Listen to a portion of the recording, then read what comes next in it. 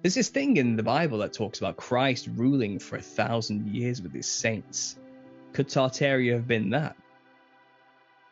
It seems like, if you look at all these churches and the iconography everywhere, you have these resurrected saints all over these Catholic churches. And you read Revelation 20 and it says the resurrected dead will get to reign with Christ for 1,000 years as kings. It seems like maybe this has happened, and this is the remnants of it, these resurrected saints all over the cathedrals. Wait a minute, no.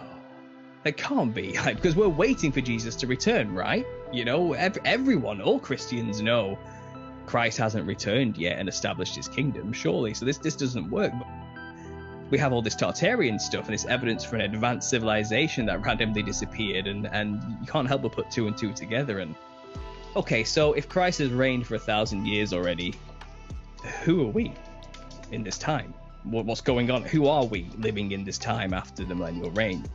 It seems like we really are living after tribulation.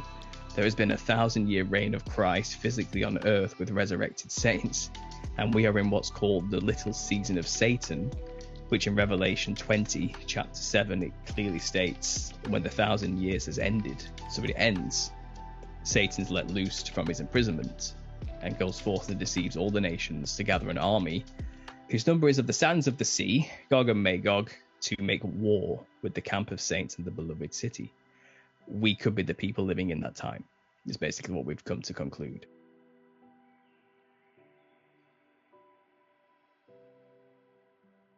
Why let Satan out at all?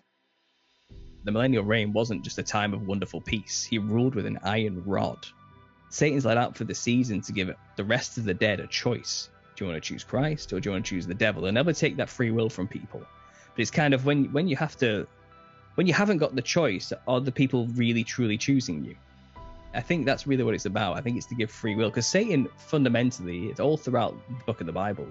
The book of Job is a good example of this. He can't really do anything without God's permission. He is basically, he has a job to fulfill for God, and it's to test people. That's all he's ever really been for, to test the faith of people.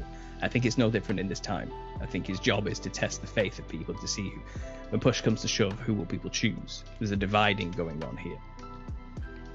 And I think he's let loose for that short time to have his final hurrah, but at the same time to give people the choice back. Because we live in a time, think about it, you can know Christ. It's quite easy to know Jesus this day and age. His word has continued throughout all the destruction.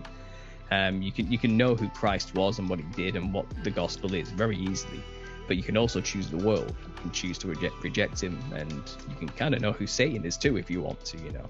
So I think it's a matter of choice. That's what I'm working with so far. When you said Satan can't do anything without God's permission, and that his job is like he's working for God to test people, like, man, I had this feeling run through me, dude.